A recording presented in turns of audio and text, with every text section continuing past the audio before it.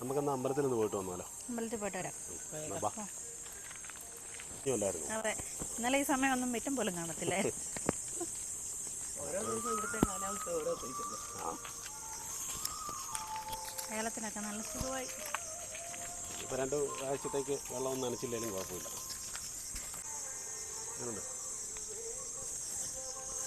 Road tar ചെയ്തിട്ട് നല്ല രസമുണ്ടല്ലേ, പുതിയ ടാർ. പെട്ടെന്ന് ചെല്ലണം. ഈ ആലിൻ്റെ കണ്ടോയില എല്ലാം പൊഴിഞ്ഞിട്ട് തളുത്ത് വന്നേക്കുന്നേ. ഇനിയിപ്പം മാർച്ച് മാസമൊക്കെ ആയില്ലേ, ഇനിയിപ്പോൾ എല്ലാം തളുത്ത് ആവുന്നുണ്ടോ പോലെ.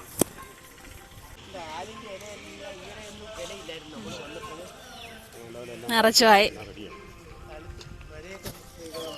അമ്പലത്തിന്റെ അടുത്താ നമ്മൾ താമസിക്കുന്നോണ്ടേ അമ്പലത്തിൽ പോകാം എന്നും. അതായാലും മഞ്ഞപ്പൂ എല്ലാം പൊഴിഞ്ഞു പോയല്ലോ, നിറച്ചു പോവായിരുന്നു. ഈ മഴ പെയ്തപ്പോഴത്തേനും മൊത്തം പൊഴിഞ്ഞു. ഇതെന്നാ മരോ?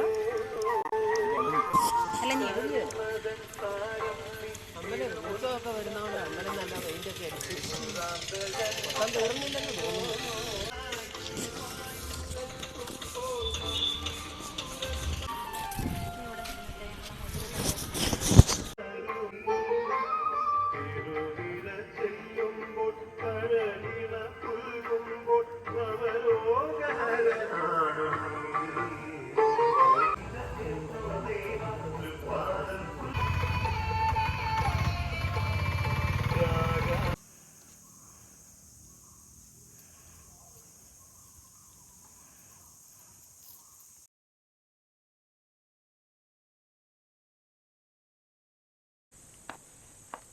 ഇത് കണ്ടോ, ഇത്രയും വലിയ വഴുതനങ്ങ ഇത് മുറിച്ചിട്ടിട്ട് പോലും ഒരൊറ്റ അരി ഇതിനകത്തില്ല. ഇത് കണ്ടോ, ആ പിഞ്ച നല്ല വഴുതനങ്ങയാണ്.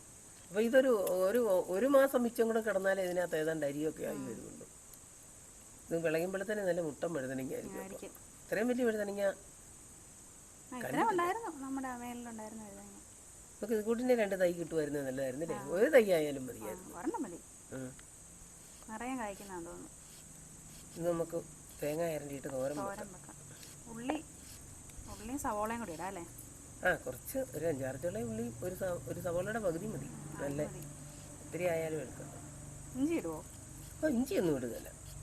പച്ചമുളകും ഉള്ളിയും സവോളയും കരിവേപ്പിലയും തേങ്ങായി ഇതിനാവശ്യത്തിനുള്ള ഉപ്പൂടെ ചേർത്താൽ തോരൻ നല്ലതായിരിക്കും. നല്ല വഴുതനങ്ങയാണ്. ഇന്നലെ നമ്മൾ കുഴിച്ച് വെച്ച ആ ചീനിത്തൈക്കുന്ന ഇന്ന് വെള്ളം ഒഴിക്കണ്ടായിരിക്കും അല്ലേ? ഇന്നലെ അല്ല മിനിങ്ങാന്ന് വെച്ചല്ലേ?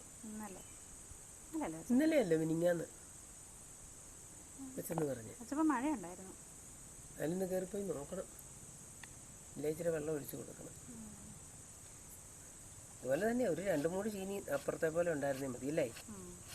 2-3 മൂട് ചീനിയും ഒരു 3 വഴുതനയൊക്കെ ഉണ്ടെങ്കിൽ ആവശ്യത്തിനുള്ള കറി വെക്കാനുള്ളതുണ്ടാകും. എപ്പോഴാണ് പയറൊക്കെ ഇടുന്നത്? എന്നിട്ടായിരുന്നു മഴ പെയ്തെങ്കിൽ എങ്ങനെയാ കൂട് നിറച്ച് വെക്കുന്നോ അതോ മറ്റേ മണ്ടേ കൂടി ഇടുന്നു? അപ്പം നമ്മൾ വഴുതനങ്ങയൊക്കെ അരിഞ്ഞ് കഴിഞ്ഞ് ഇനി നമുക്കതൊരു 3-4 പ്രാവശ്യം ഒന്ന് ഒലച്ച് കഴുകിയെടുക്കണം. ഞാനിതേ കഴുകി കഴിയുമ്പോഴത്തേനും കുറച്ച് പച്ചമുളക് ഉള്ളി ഒക്കെ ഒന്ന് അരിഞ്ഞേരെ.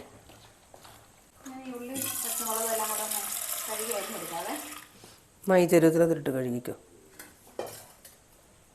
അപ്പോൾ എല്ലാം റെഡിയാക്കി വെച്ചിട്ടുണ്ട്. നമുക്ക് ഒന്ന് തോരൻ വെക്കാം.